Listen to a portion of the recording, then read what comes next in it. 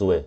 有没有觉得人一到50、60岁，身体就像一辆开了10几年的旧车，到处都响，到处都出问题？我每天坐着接待的最多的就是中老年人，张口就是倪教授，我睡不着啊，倪医生，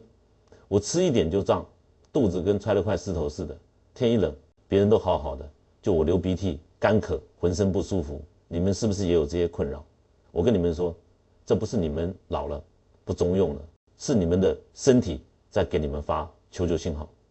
很多人一不舒服就往医院跑，又是吃药又是打针，钱花了不少，罪受了不少，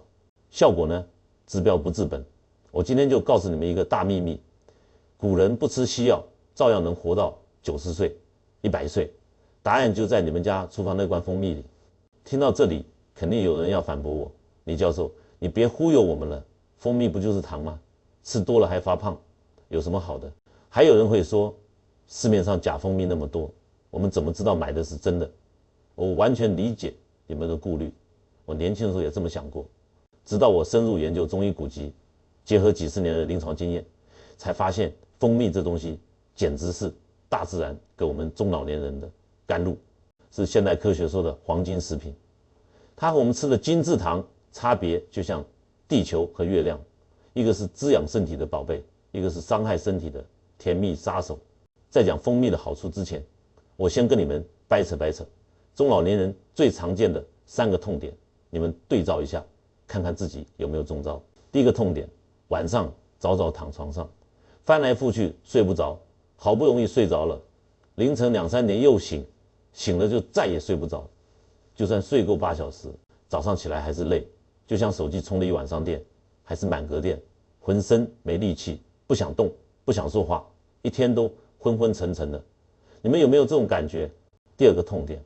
肠胃越来越娇气，吃一点东西就胀气，肚子胀得像个皮球，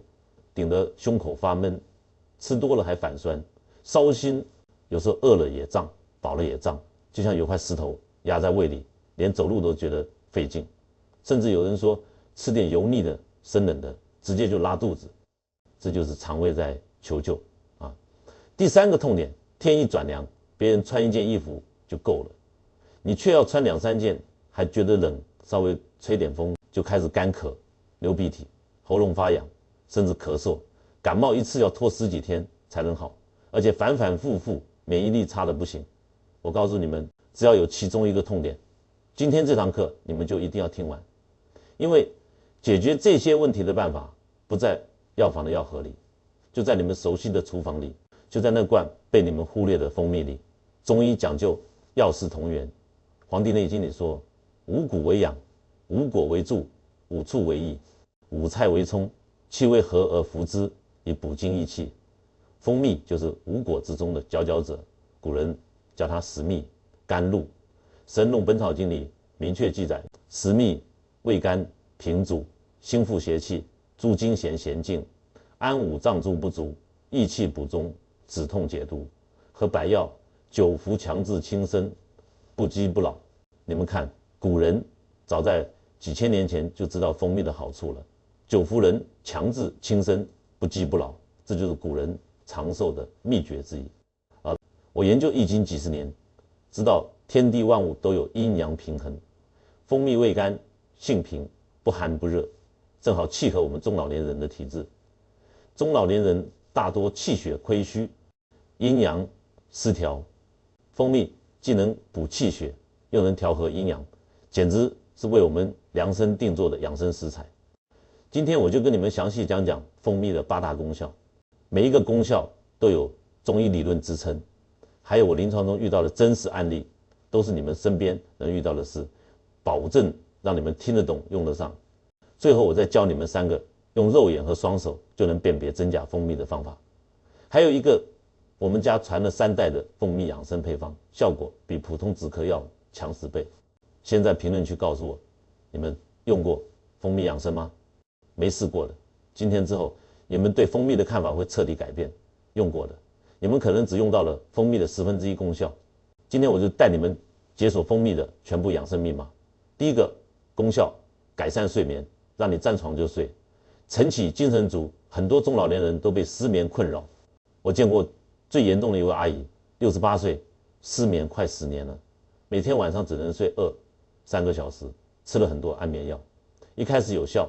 后来越吃剂量越大，副作用也越来越明显，头晕，记忆力下降，整个人瘦得不成样子，精神恍惚，连自己的孙子都记不清名字了。他找到我的时候，我问他：阿姨，你是不是晚上躺床上，脑子就跟放电影一样，乱七八糟的事情都冒出来，越想越睡不着？他连连点头说：李教授，你说的太对了，我就是这样，有时候明明很困，脑子却停不下来，好不容易睡着了，一点声音就被吵醒，醒了就再也睡不着，第二天浑身没力气，连饭都不想吃。我跟他说：你这不是单纯的失眠，是心脾两虚导致的。中医认为心主神明，脾主运化，中老年人气血亏虚，脾运化不好，气血就无法滋养心脏，心脏得不到滋养，神明就不安，就会失眠。多梦易醒，就像一盏灯，油不够了就会忽明忽暗，甚至熄灭。我们的心脏就是那盏灯，气血就是油，油不够，心脏就亮不起来，人就睡不着。而蜂蜜正好能补心脾，益气血。本草纲目里说，蜂蜜甘平无毒，益气补中，润燥解毒，养脾气，润五脏，通三焦，调脾胃。蜂蜜味甘，能补脾胃，脾胃好了就能运化水谷精微，生成足够的气血，气血足了就能滋养心脏，神明安定，人自然就能睡得香。我给那位阿姨开的方子很简单，不用抓药，就用家里的蜂蜜，每天晚上睡前1小时冲一杯温蜂蜜水，水温控制在40度左右，不要太烫也不要太凉，加2勺蜂蜜，搅匀了喝下去，坚持1个月，看看效果。你们知道吗？1个月后，那位阿姨再来找我，整个人变了一个样，精神饱满，脸色红润，笑着跟我说：倪教授太神奇了，我喝了半个月就能睡5-6个小时了，现在晚上躺床上不到20分钟就能睡着，早上起来也不觉得累了，记忆力也好多了，能记住孙子的名字了，也能帮着带孙子了。为什么蜂蜜能改善睡眠？从现代科学来讲，蜂蜜里的果糖会在肝脏慢慢转化成肝糖原，肝糖原就像一盏长明灯，能给大脑持续提供稳定的能源供应，不会因为血糖下降而半夜惊醒。从中医来讲，蜂蜜能安五脏不足，滋养心脾，调和气血，让心神安定，就像给烦躁的大脑按下了暂停键，自然就能睡得安稳。我再给你们举个例子，我邻居张大爷72岁，退休教师，以前也是失眠严重，每天靠安眠药才能入睡。后来听了我的建议，每天睡前喝一杯温蜂蜜水，坚持了3个月，安眠药彻底停了，现在每天能睡7-8个小时，早上起来精神抖擞，还能去公园打太极、下棋，整个人越活越年轻。这里我要提醒大家一句，睡前喝蜂蜜水，水温一定要控制在40度左右，太烫的水会破坏蜂蜜里的活性酶，就像把好好的一碗参汤煮糊了，营养都流失了。太凉的水会刺激肠胃，反而影响睡眠。还有，不要喝太多，2勺就够了，喝多了反而会增加肠胃负担，得不偿失。第2个功效，养护肠胃，解决胀气、反酸、幽门螺杆菌的困扰。中老年人的肠胃就像一台用了几十年的旧机器，零件都磨损了，消化功能越来越差，稍微不注意就会胀气、反酸、烧心，甚至胃痛。我经常跟我的病人说，肠胃是我们人体的粮仓，粮仓出问题了，身体就得不到营养，各种毛病就会找上门来。中国消化病学会2020年的调查显示，60岁以上的老年人有73%存在不同程度的消化问题，幽门螺杆菌感染率高达48%。可能很多人不知道幽门螺杆菌是什么，我跟你们通俗地说，它就是一种藏在我们胃里的细菌杀手，专门破坏我们的胃黏膜，是引起胃炎、胃溃疡甚至胃癌的主要元凶。医学界都叫它胃部杀手。我临床中遇到过很多这样的病人，其中有一位王阿姨，65岁，多年来一吃东西就胃胀、反酸，有时候还胃痛，去医院检查，确诊是幽门螺杆菌感染，还有轻度胃溃疡，吃了很多抗生素，效果都不理想，一停药就复发，而且抗生素吃多了，肠胃更娇气了，连吃点米饭都觉得胀。王阿姨找到我的时候，我跟她说：“阿姨，你这肠胃问题不能只靠抗生素，抗生素就像大炮，既能杀死坏细菌，也能杀死好细菌，把肠胃里的菌群都打乱了，反而越治越差。我们中医讲究调理，用蜂蜜就能慢慢调理好你的肠胃。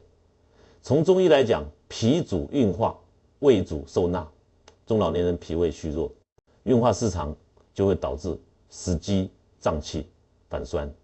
而幽门螺杆菌在中医看来就是湿邪、毒邪侵入脾胃，导致脾胃功能失调。蜂蜜味甘，性平，能健脾和胃，清热解毒，润燥止痛，正好能对付这些问题。天津医科大学2021年的研究发现，蜂蜜含有天然的过氧化氢和黄酮类化合物，对幽门螺杆菌有很强的抑制作用，比某些抗生素还要温和持久，而且不会破坏肠胃里的有益菌群。更重要的是，蜂蜜能在胃壁上形成一层保护膜，就像给受伤的胃穿上一件防弹衣，减少胃酸对胃壁的直接刺激，促进胃黏膜的修复。我给王阿姨的建议是，每天早饭前半小时，空腹喝一杯40度左右的温蜂蜜水，2勺蜂蜜就够了，坚持3个月，再去医院复查。你们猜怎么着？3个月后，王阿姨复查，胃痛、胀气、反酸的症状完全消失，连幽门螺杆菌的指标都转为阴性了。她拉着我的手说：“倪教授，太感谢你了，我吃了那么多药都没好，没想到喝蜂蜜水就喝好了。现在我能正常吃饭了，连以前不敢吃的面条、馒头都能吃了。”除了抑制幽门螺杆菌、缓解胃胀反酸，蜂蜜对肠道也有很大的好处。我们中医常说，大肠者传导之官，变化出焉。肠道是我们人体的排毒通道，通道堵了，毒素排不出去，就会导致便秘、口臭、皮肤变差，甚至影响免疫力。蜂蜜里含有低聚果糖，这种物质是肠道益生菌最爱吃的食物，就像给花园里的好花施肥，能让肠道里的有益菌茁壮成长，把坏菌挤出去，让肠道菌群保持平衡。北京中医药大学的实验证明，每天服用20克蜂蜜，持续2个月，肠道双歧杆菌数量能增加40%，乳酸菌增加35%，肠道里好菌占了上风，便秘自然就解决了。我还有一位病人，李大爷70岁，便秘快5年了，有时候1周才排1次便，每次排便都特别费力，甚至要靠开塞露。长期下来，脸色暗沉、口臭，还经常头晕乏力。我建议他每天早上空腹喝1杯温蜂蜜水，下午3点再喝1杯，坚持2个月，便秘就彻底好了。现在每天都能正常排便，脸色也红润了，口臭也消失了。这里我要跟大家说一句，肠道健康和我们的免疫力息息相关，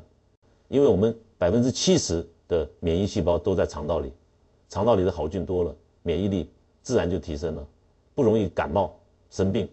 而且肠道和大脑之间有一条热线，叫肠脑轴，肠道舒服了，心情自然就好。这就是为什么有些人肚子一不舒服，脾气就变得暴躁。易怒就是因为肠脑轴受到了影响。第3个功效，保护心血管，降血压，降胆固醇，远离心脑血管疾病。中老年人最害怕的是什么？就是心脑血管疾病，比如高血压、高血脂、冠心病，这些病就像定时炸弹，随时都可能爆发，夺走我们的生命。我每天坐诊都会遇到很多高血压、高血脂的病人，他们大多都在吃降压药、降脂药，但是血压、血脂还是控制不好，而且长期吃药还会有副作用，伤肝伤肾。去年有个65岁的退休教师来找我，姓刘，他说自己胸闷、气短，走路都觉得费劲，去医院检查，血压95/160，胆固醇也超标，医生让他吃降压药、降脂药，但是他担心副作用，不敢吃，就来找我试试中医调理。我给他把脉，发现他是气血瘀滞、肝肾亏虚导致的高血压、高血脂。中医认为肝主疏泄，肾主藏精。中老年人肝肾亏虚，肝的疏泄功能失常，气血就会瘀滞，血管就会变得狭窄、僵硬，血压就会升高。气血瘀滞日久，就会形成痰浊，痰浊在血管里堆积，就会导致高血脂、堵塞血管，引发冠心病、脑梗塞。而蜂蜜就能很好的解决这个问题。蜂蜜味甘，性平，能益气补中，活血化瘀，滋养肝肾，从根源上调理高血压、高血脂。从现代科学来讲，蜂蜜里含有丰富的钾元素，钾元素能帮助血管壁放松，就像给紧绷的橡皮筋做按摩，让血管恢复弹性，血压自然就下降了。2022年《营养学评论》杂志发表的研究证实，每天摄入30毫升纯蜂蜜，持续8周，收缩压平均降低6毫米汞柱，舒张压降低4毫米汞柱，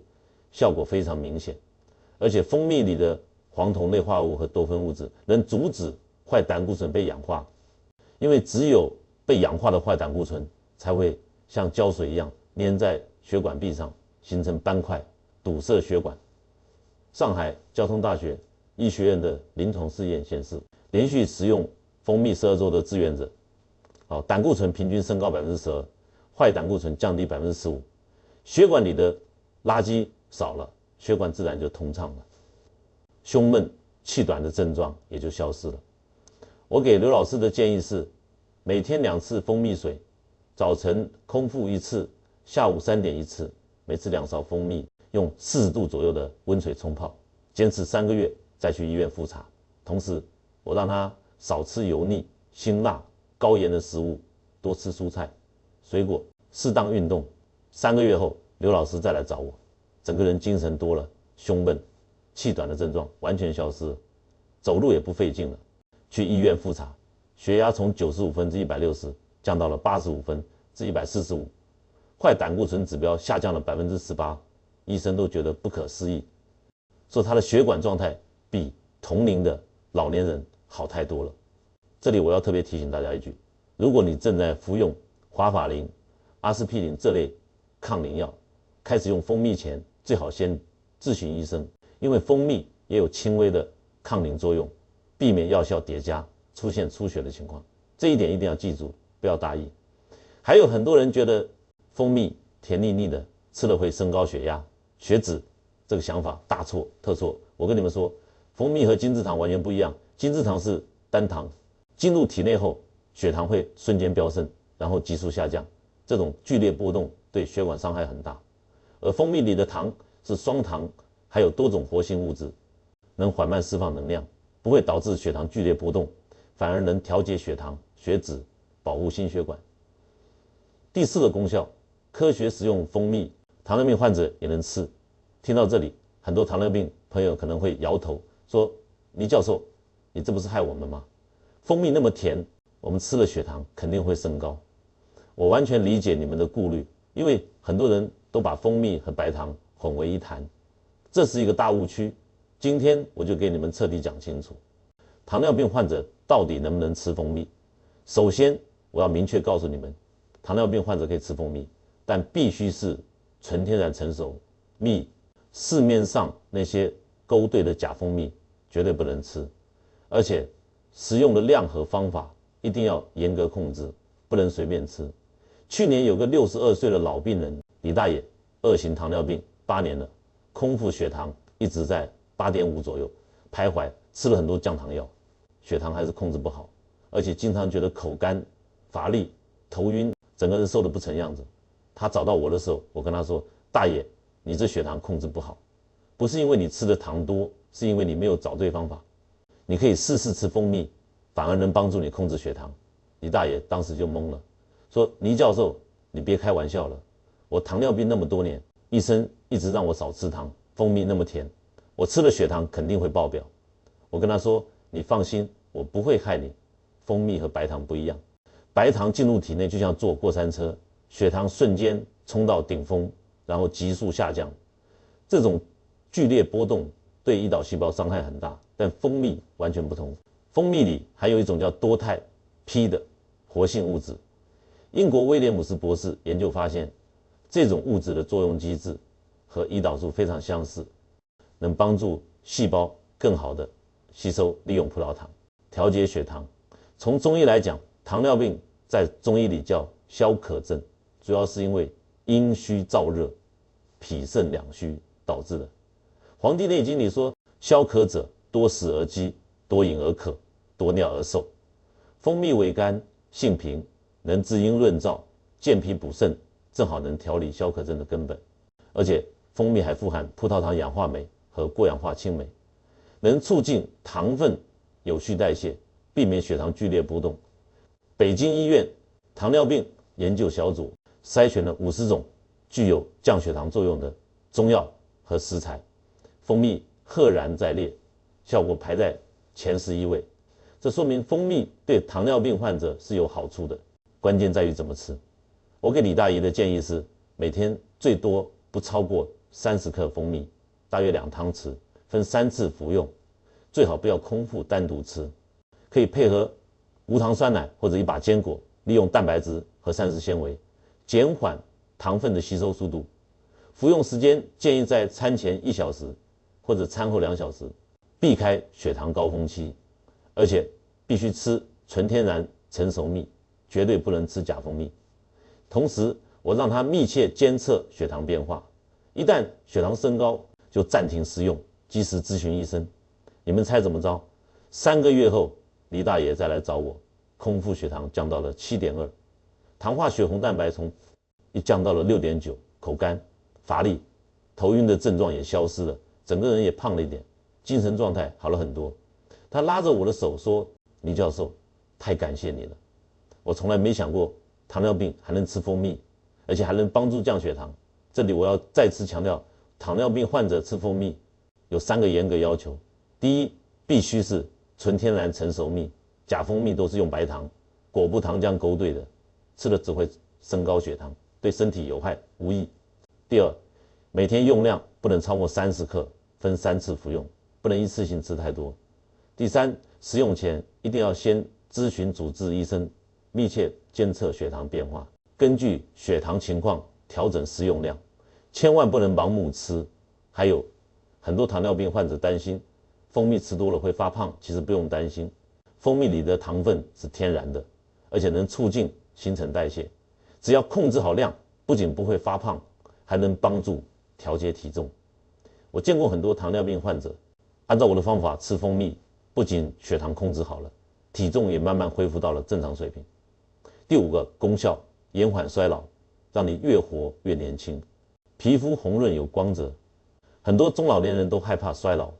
脸上长皱纹，皮肤松弛，头发变白，记忆力下降，觉得自己老了没用了。我跟你们说，衰老不是不可逆转的，我们可以通过饮食调理延缓衰老的速度，而蜂蜜就是最好的抗衰老食材。身体为什么会老化？就像铁会生锈，苹果会变黄，我们体内也有一种锈蚀现象。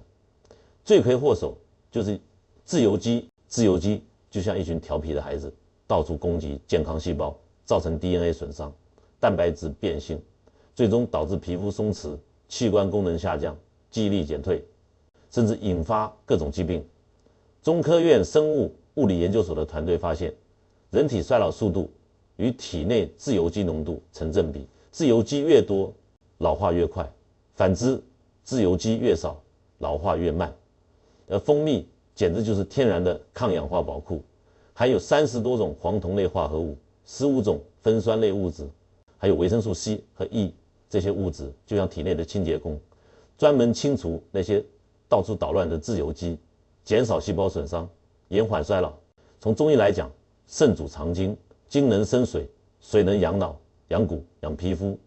中老年人肾精亏虚，就会出现皮肤松弛、头发变白、记忆力下降等衰老症状。蜂蜜味甘，性平，能滋养肾精，益气养血。肾精充足了，皮肤自然就红润有光泽，头发也会变得乌黑发亮，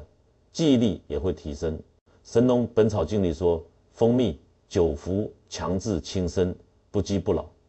就是说，长期服用蜂蜜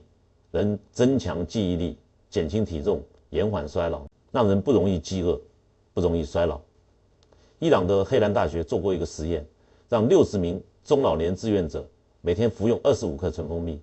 持续12周后，皮肤弹性提高了23%，面部细纹减少了19%，血液中的抗氧化酶活性增强了34%，连记忆力和反应速度都有明显改善。我有个75岁的病人刘阿姨，退休工人，以前脸上满是皱纹，皮肤暗沉松弛，头发也白了很多，经常觉得头晕，记忆力下降，觉得自己老得很快，很自卑。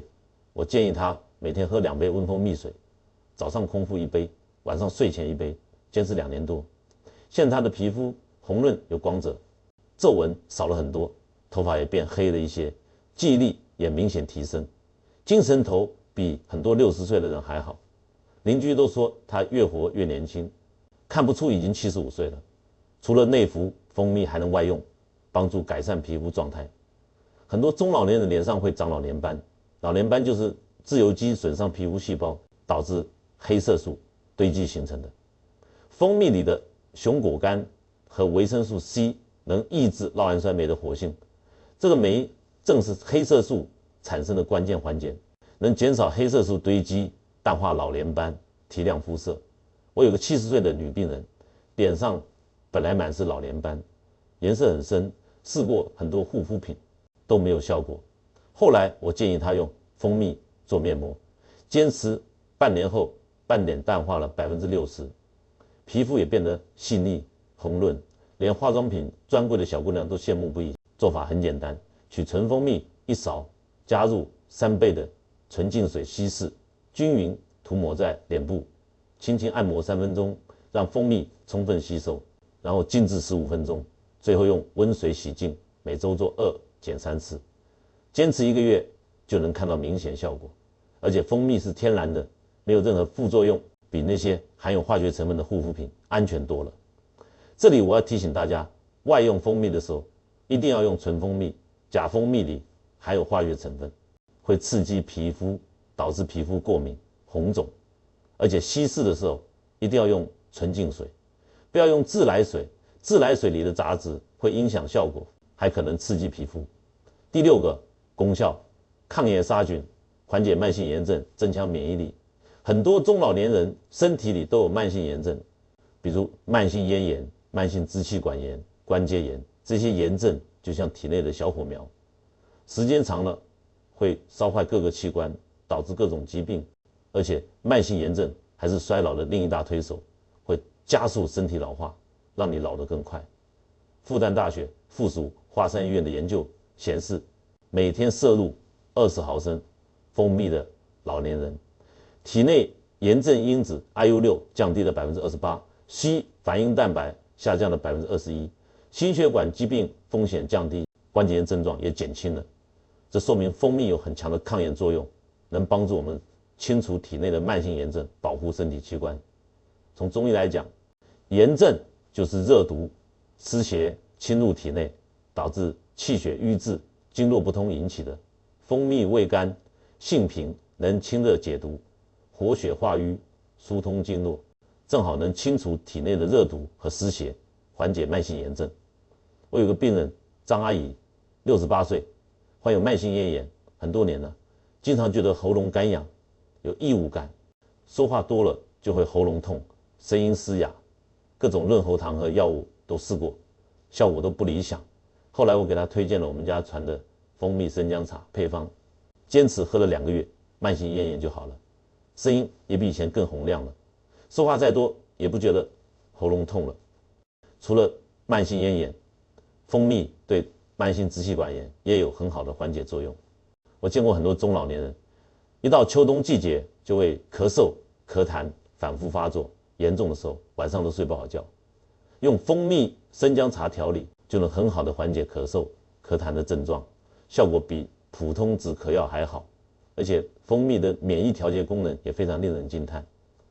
中国医学科学院的最新研究发现，蜂蜜能显著提升自然杀伤细胞的活性，这些细胞就像体内的特种部队，专门清除异常细胞和病毒，增强身体的免疫力。美国约翰霍普金斯大学的临床试验显示，每天服用蜂蜜的老年人感冒次数减少了40%，即使生病，康复时间也缩短了30%。我邻居李阿姨66岁，以前免疫力很差，一到换季就会感冒，每次感冒都要拖10几天才能好，而且还会引发支气管炎。后来听了我的建议，每天喝一杯温蜂蜜水，坚持了1年，免疫力明显提升了。换季的时候再也不感冒了，就算偶尔感冒2、3天就好了，也不会引发支气管炎了。这里我要跟大家说一句，中老年人免疫力下降，主要是因为气血亏虚、阴阳失调。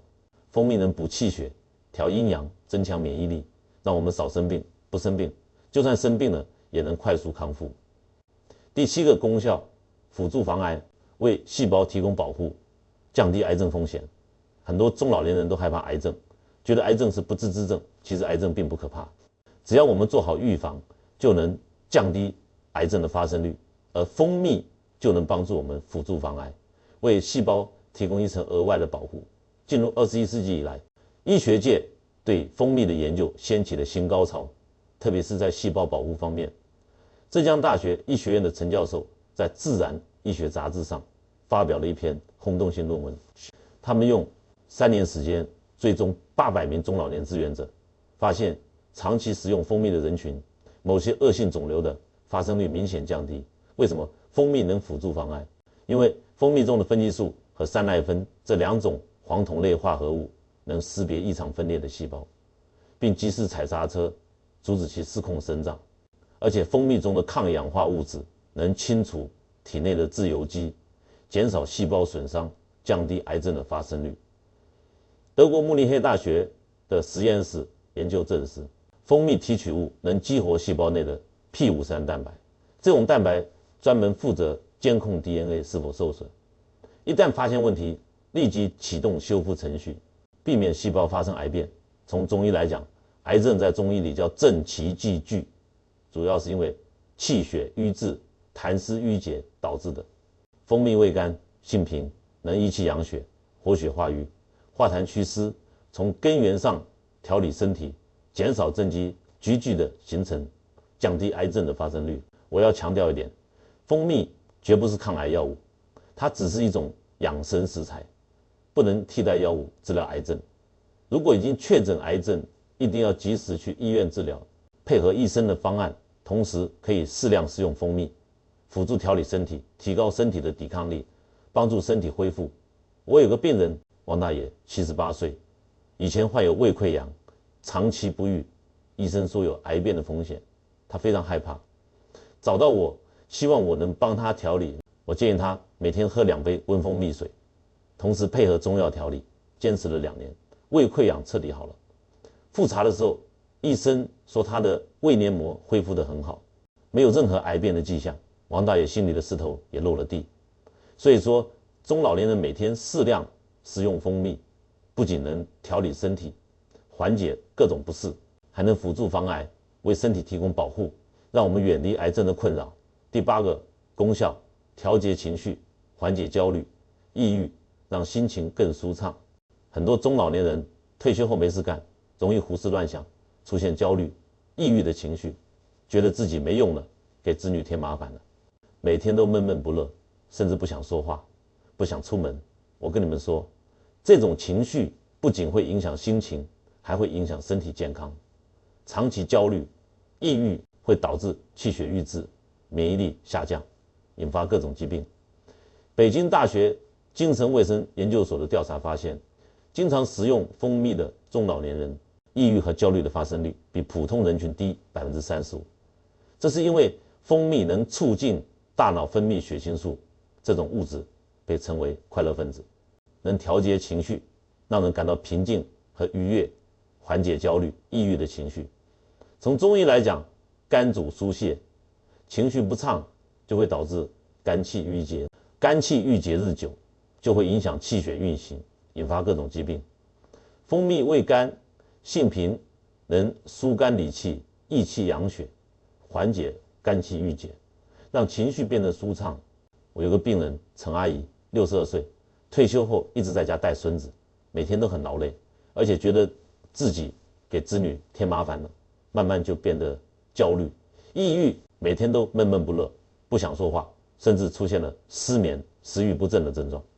他找到我的时候，整个人精神萎靡，眼神呆滞。我跟他说：“阿姨，你这不是生病，是情绪出了问题。我们用蜂蜜就能慢慢调理。”我给陈阿姨的建议是，每天喝一杯温蜂蜜水，下午3点左右喝，这个时候血糖开始下降，人容易感到疲惫、烦躁，喝一杯蜂蜜水，既能补充能量，又能调节情绪。同时，我让他多出去走走，和邻居聊聊天，培养一个兴趣爱好，比如养花、下棋、跳舞，转移注意力。坚持了1个月，陈阿姨的情绪明显好转了，不再闷闷不乐了，也愿意说话。出门了，失眠、食欲不振的症状也消失了，整个人精神饱满，笑着跟我说：“倪教授，太感谢你了，我现在每天都很开心，觉得生活很有意义，再也不觉得自己是累赘了。”特别是更年期的女性朋友，荷尔蒙波动常常导致情绪不稳定，容易烦躁、易怒、焦虑。每天1杯蜂蜜水，能很好的平复内心的焦躁，让情绪变得平稳，顺利度过更年期。我见过很多更年期的女性，按照我的方法喝蜂蜜水，情绪都得到了很好的调节，不再出现烦躁、易怒的症状，身体也变得更健康。好了，蜂蜜的8大功效我就给你们讲完了。每一个功效都有中医理论支撑，还有我临床中的真实案例，都是实实在在的效果，你们可以放心尝试。现在最关键的问题来了，市面上的蜂蜜五花八门，价格从几十块到几百块都有，真假难辨。我们怎么才能挑到真正的好蜂蜜？我从医4、5年，总结了3个简单的方法，用肉眼和双手就能辨别，不管你是老年人还是年轻人，一看就会，一学就懂，再也不用担心买到假蜂蜜。第一个方法，倒立观察法，把蜂蜜瓶子完全倒过来，观察蜂蜜的流动速度。真正的纯蜂蜜含水量很低，中国农科院蜜蜂研究所的标准是，优质蜂蜜的含水量应该低于20%，这样的蜂蜜不容易变质，营养价值也最高。因为含水量低，所以倒立时蜂蜜会缓慢流动，就像稠稠的蜜糖一样，流动速度很慢，甚至会出现挂壁的现象，就是蜂蜜会粘在瓶子壁上慢慢往下流。而假蜂蜜或者稀释过的蜂蜜含水量很高，倒立时流动速度很快，就像糖水一样，一下子就流到底了，不会出现挂壁的现象。你们可以回家试试，把家里的蜂蜜倒过来，看看流动速度，就能初步判断是不是纯蜂蜜。第二个方法，震荡泡沫法，取1勺蜂蜜放进透明的玻璃杯子里，加入3倍的温水，然后用力搅拌，搅拌均匀后，观察杯子里的泡沫。真正的纯蜂蜜含有丰富的蛋白质和酶类，搅拌后会产生大量细腻的白色泡沫，而且这些泡沫能持续很久不消散，就算放几个小时，泡沫也不会完全消失。而假蜂蜜要么不起泡沫，要么产生的泡沫很粗糙很大，而且几分钟就会完全消失。因为假蜂蜜里没有蛋白质和酶类，只有白糖和水，搅拌后根本不会产生细腻的泡沫。这个方法很简单，在家就能操作，你们可以试试看。第3个方法，结晶检验法。很多人一看到蜂蜜结晶就以为是假蜂蜜，是加糖了，其实这是天大的误解。真正的纯蜂蜜在13到14度的环境下很容易发生结晶，这是葡萄糖的自然物理变化，就像水结成冰一样，是正常现象，不影响蜂蜜的营养和口感。真正的纯蜂蜜结晶非常细腻，用手指轻轻一搓就会化开，口感绵软，没有颗粒感。而假蜂蜜就算结晶，颗粒也很粗糙坚硬，放在牙齿间咬会有沙沙的声音，就像咬沙子一样，而且不容易化开。这里我要跟大家说一句，并不是所有的纯蜂蜜都会结晶，比如洋槐蜜结晶就比较少，而油菜蜜、向日葵蜜结晶就比较多，这和蜂蜜的品种有关，和蜂蜜的真假没有关系。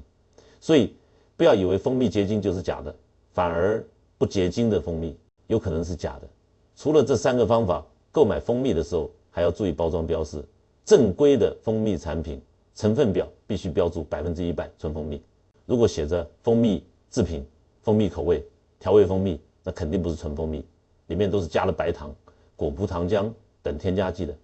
营养价值很低，吃了对身体也不好。我建议大家优先选择有机认证或者有 QS 标志的产品，这些产品都经过了严格的检测，质量相对有保障，最好选择本地蜂农的产品。本地蜂农的蜂蜜新鲜度有保证，而且没有经过长途运输，营养流失少症，价格也比较合理。有条件的话，直接去蜂场购买，这样最放心，能亲眼看到蜂蜜的生产过程，不用担心买到假蜂蜜。买到好蜂蜜之后，保存方法也很重要，保存不当，蜂蜜会变质，营养也会流失。我跟你们说几个保存蜂蜜的关键要点，一定要记住。第一，最佳保存温度是18到25度，就是普通的室温环境，千万不要放冰箱。很多人以为放冰箱更保险，其实这是错误的观念。低温会加速蜂蜜结晶，虽然结晶不影响营养，但会变得很硬，挖取不方便，口感也不好。而且冰箱里湿度大，蜂蜜容易吸收水分，导致含水量升高，容易发酵变质。第二，要放在阴凉、干燥、通风的地方，避免阳光直射，长期暴晒会破坏蜂蜜里的维生素和酶类，导致营养流失，还会让蜂蜜的颜色变深，口感变差。第三，容器最好用玻璃瓶或陶瓷罐，绝对不能用铁制品，因为蜂蜜含有有机酸，会与金属发生化学反应，产生有害物质，污染蜂蜜，吃了对身体有害。而且玻璃瓶和陶瓷罐密封性好，能防止蜂蜜吸收空气中的水分和杂质，延长保存时间。第四，每次取用蜂蜜时，一定要用干净、干燥的勺子，不能有任何水分，也不能有油。如果勺子上有水，水分会进入蜂蜜里，导致蜂蜜发酵变质。如果有油污，会污染蜂蜜，影响口感和营养。第五，建议买小包装的蜂蜜，1年内食用完最好。蜂蜜的新鲜度和营养价值会随时间递减，放得越久，营养流失越多，口感也会变差，所以最好尽快吃完。接下来我再跟大家分享一下食用蜂蜜的最佳时机和用量，这样才能最大化发挥蜂蜜的养生功效，避免浪费。首先是用量，每天的用量控制在20到30毫升，大约2汤匙就足够了，多食无益。很多人觉得蜂蜜好，就每天喝很多，这样反而会增加肠胃负担，导致腹胀、腹泻。而且蜂蜜里含有糖分，喝多了也可能导致体重增加，所以一定要适量。然后是最佳食用时间，有3个时间点，效果最好。第一个时间点，早晨起床后，空腹喝一杯温蜂蜜水。经过1夜的睡眠，身体处于缺水、缺营养的状态，空腹喝一杯温蜂蜜水，能快速补充水分和营养，清洁肠道，唤醒身体各个器官，为新的一天储备能量。而且空腹喝蜂蜜能直接被身体吸收，效果更好。第二个时间点，下午3点4点钟，这个时候人体的血糖开始下降，人容易感到疲惫、烦躁，注意力不集中，喝一杯温蜂蜜水，能快速补充能量，缓解疲惫，让精神状态变得更好，还能避免低血糖引起的头晕、乏力。第3个时间点，晚上睡前1小时，这个时间喝一杯温蜂蜜水，能滋养心脾，安定心神，帮助入睡，让你睡得更安稳。早上起来也不觉得累，但是要注意，睡前不要喝太多，2勺就够了。喝多了会增加肠胃负担，反而影响睡眠。这里我要提醒大家，喝蜂蜜水的时候，一定要用40度左右的温水冲泡。太烫的水会破坏蜂蜜里的活性酶和维生素，营养流失严重。太凉的水会刺激肠胃，尤其是中老年人肠胃比较娇气，喝凉水容易引起肠胃不适，所以一定要用温水。现在我要跟大家分享一个我们家传了3代的秘方，这个秘方是我的祖父传下来的。我的祖父是清末的老中医，他常说一句话：蜂蜜配生姜胜过人参汤。这个配方传到我这里已经第3代了，效果之好让我至今都感到震撼，尤其是对咳嗽、咽炎、脾胃虚寒的人，效果特别明显。比普通止咳药强10倍。生姜在中医里被称为还魂草，性温，味辛，有散寒解表、温中止呕、化痰止咳的功效。蜂蜜性甘，平人润燥止咳，益气补中，解毒止痛，两者结合是天作之合，能互补长短，效果加倍。《伤寒论》里说，生姜味辛温，主伤寒头痛、鼻塞、咳逆、伤气、止呕吐。生姜能散寒止咳、止呕，而蜂蜜能润燥止咳、护胃，两者搭配，既能驱散寒邪，又能滋润喉咙，保护肠胃。对慢性咽炎、慢性支气管炎、脾胃虚寒引起的胃胀、呕吐都有很好的调理效果。我有个病人是退休的播音员，姓赵，今年67岁，因为长期用嗓过度导致慢性咽炎，经常觉得喉咙干痒，有异物感，说话多了就会喉咙痛，声音嘶哑，各种润喉糖、咽炎药都试过，效果都不理想，甚至连吃饭都觉得喉咙不舒服。我给他推荐了我们家传的蜂蜜生姜茶配方，让他坚持喝，2个月后，他的慢性咽炎就好了，声音也比以前更洪亮了，说话再多也不觉得喉咙痛了。他说：“倪教授，这个配方太神奇了，比我吃的任何药都管用。这个配方的做法非常简单，在家就能做。你们一定要记好，取新鲜老姜1块，大约拇指大小，洗净后连皮一起切片或者拍碎，不要去皮，因为生姜皮有很好的祛湿、消肿、止痛的功效，去皮后效果会大打折扣。然后用200毫升的开水冲泡10分钟，让生姜的有效成分充分释放出来。关键是下一步，等水温降到45度左右，再加入2勺纯蜂蜜，搅匀即可饮用。这里我要强调一点，一定要等水温降下来再加入蜂蜜，因为高温会破坏蜂蜜里的活性酶，那样就失去了蜂蜜的精华成分，效果会大打折扣。45度左右的水温，不烫嘴不凉，正好能保留蜂蜜和生姜的有效成分，效果最好。北京中医药大学的实验证实，这个蜂蜜生姜茶配方对慢性支气管炎的缓解率达到89%，比单纯使用止咳药效果还好。我建议大家每年秋冬交替时节都准备这个茶饮，1天2次，早晚各1杯，不仅能预防感冒、缓解咳嗽，还能暖胃。养颜感觉喉咙有异物感、干痒的时候立即服用，往往能把症状扼杀在萌芽状态。对于脾胃虚寒的人，每天喝1杯蜂蜜生姜茶，能温中治呕，健脾和胃，缓解胃胀、反酸、呕吐的症状。对于手脚冰凉、畏寒怕冷的人，喝蜂蜜生姜茶能散寒保暖，促进血液循环，让手脚变得温暖。对于经常感冒的人，喝蜂蜜生姜茶能增强免疫力，预防感冒，就算感冒了也能快速康复。我再给大家举个例子，我母亲今年80岁，脾胃虚寒，经常胃胀、反酸，冬天手脚冰凉，容易感冒，我就让她每天喝1杯蜂蜜生姜茶，坚持了5年，她的脾胃好了，再也不胃胀反酸了，冬天手脚也不冰凉了，很少感冒，就算偶尔感冒2、3天就好了，身体非常硬朗。好了，今天我跟你们讲了这么多，从蜂蜜的8大功效，到3个辨别真假蜂蜜的方法，再到蜂蜜的保存食用方法，还有我们家传的蜂蜜生姜茶配方，都是实实在在的养生知识，没有一句虚话，都是我几十年临床经验的总结，还有中医古籍的支撑，你们可以放心尝试。我跟你们说，养生其实很简单，不需要买昂贵的保健品，不需要吃复杂的药方，有时候我们身边最普通的东西就是最好的养生食材。蜂蜜就是这样，家家户户都有，价格不贵，效果却非常好，能解决我们中老年人最常见的睡眠、肠胃、心血管、免疫力等问题，是大自然给我们的珍贵礼物。古人不吃西药，照样能活到90岁、100岁，就是因为他们懂得利用身边的食材，遵循药食同源的理念，调理身体，维持阴阳平衡。我们现代人总是追求复杂昂贵的解决方案，却往往忽略了身边最简单最有效的东西。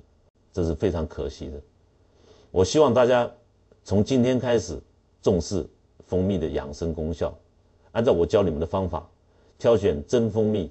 保存好蜂蜜，正确使用蜂蜜，坚持下去，你们会发现自己的睡眠变好了，肠胃舒服了，血压血脂控制住了，免疫力提升了，皮肤变好了，心情也舒畅了，整个人越活越年轻，越活越健康。最后我再提醒大家几个关键要点，一定要记住。第一，选择纯天然的成熟蜜，避开假蜂蜜。第二，用我教你们的3招辨别真假蜂蜜，再也不踩坑。第三，掌握正确的保存和食用方法，最大化发挥蜂蜜的功效。